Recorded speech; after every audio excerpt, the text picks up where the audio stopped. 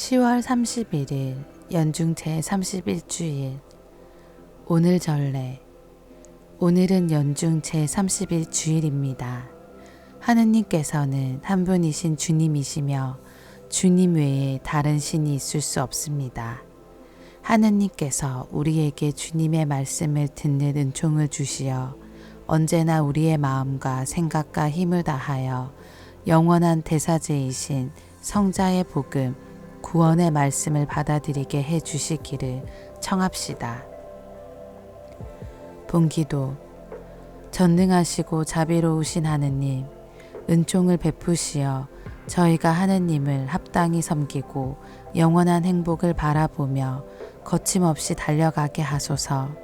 성부와 성령과 함께 천주로서 영원히 살아계시며 다스리시는 성자 우리 주 예수 그리스도를 통하여 비나이다. 말씀의 초대.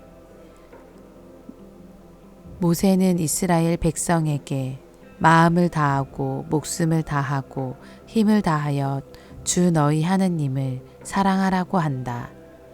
히브리서의 저자는 그리스도께서는 하늘보다 더 높으신 분이 되신 대사제이시라고 한다. 예수님께서는 주 하느님을 사랑하고 이웃을 자신처럼 사랑해야 한다는 것이 가장 큰 계명이라고 하신다. 제1독서. 이스라엘아 들어라. 너희는 마음을 다하여 주님을 사랑해야 한다. 신명기의 말씀입니다. 모세가 백성에게 말하였다.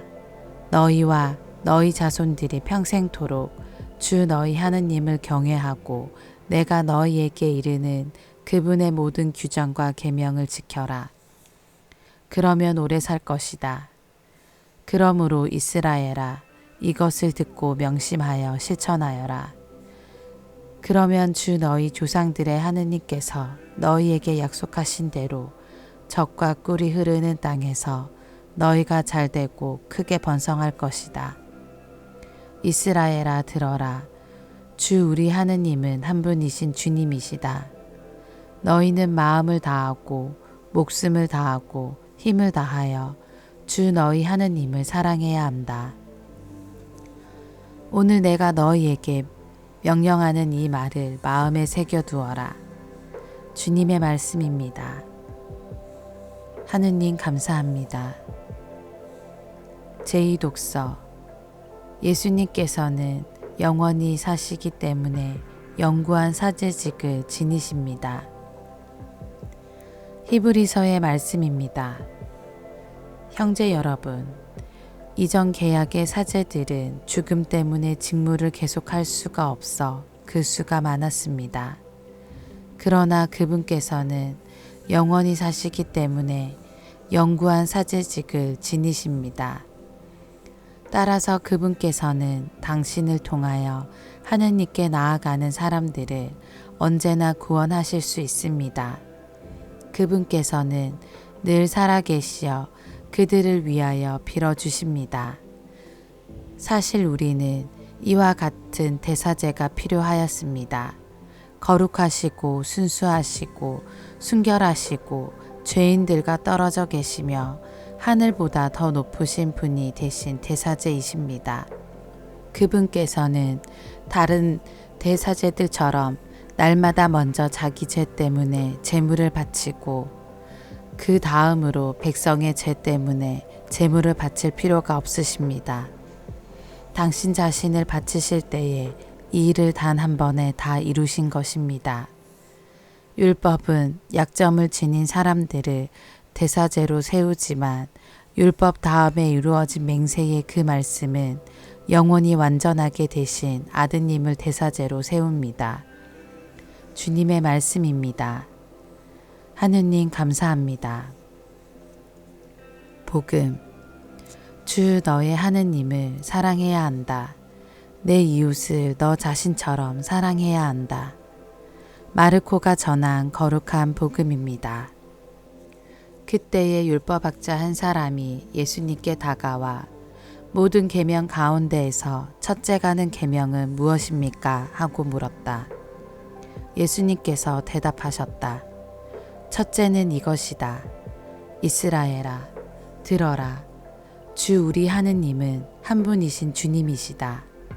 그러므로 너는 마음을 다하고 목숨을 다하고 정신을 다하고 힘을 다하여 주 너의 하느님을 사랑해야 한다.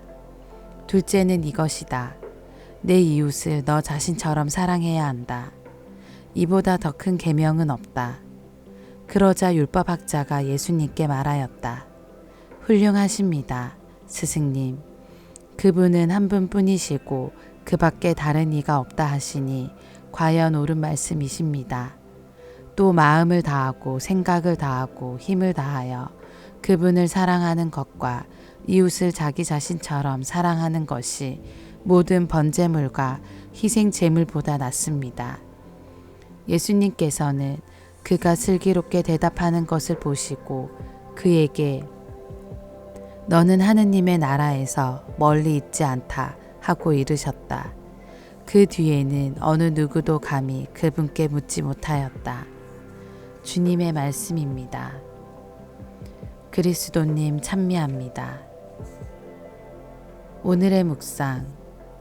오늘 복음은 예수님께서 말씀하신 계명 가운데 가장 큰 계명인 하느님 사랑과 이웃 사랑을 알려주는 내용으로 우리에게 친숙한 장면입니다. 이 이야기는 마테오 복음과 루카 복음에도 등장합니다. 다만 오늘 복음인 마르코 복음만이 하느님 사랑과 이웃 사랑이 모든 번제물과 희생 제물보다 낫다라는 율법학자의 대답을 들려줍니다. 구약의 예언자들은 하느님께 형식적으로 봉헌하는 번제물과 희생 제물에 대하여 여러 차례 경고하였습니다. 이스라엘 백성들은 적법한 절차에 따라 제물을 봉헌하기만 하면 하느님께 바쳐야 할 도리를 다한 것으로 생각하였기 때문입니다. 그러나 하느님께서는 희생 제물과 번제물을 바라지 않으시고 신이와 하느님을 옳게 아는 것을 더 바라셨습니다.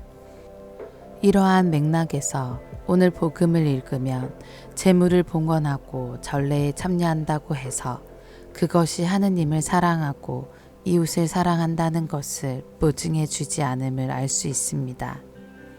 아울러 전례에 참여하는 것이 이웃에 대한 미움을 정당화해 주지 않는다는 사실도 알게 됩니다. 이스라엘 백성이 한 분이신 하느님에 대한 사랑을 그 어떤 계명보다 강조한 이유는 하느님께서 베풀어 주시는 은혜에 감사드리고자 함이었습니다. 그들이 이웃 사랑을 강조한 것은 모든 이가 하느님 백성 공동체의 구성원이기 때문이었습니다. 하느님께서는 우리가 하느님에 대한 감사와 이웃과 함께 만들어가는 공동체의 의미를 기억하지 않고 겉으로 보이는 형식에만 주의를 기울이는 것을 원하지 않으십니다. 사랑의 마음이 없다면 미사에 참석한다고 주일의 의무를 잘 지킨다고 해서 그것이 우리의 구원을 보장해 주지 않습니다. 주객이 전도된 신앙이기 때문입니다.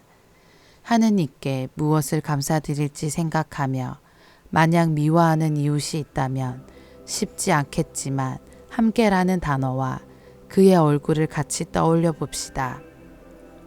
하느님의 나라가 더 가까이 와 있음을 느낄 수 있을 것입니다. 아멘.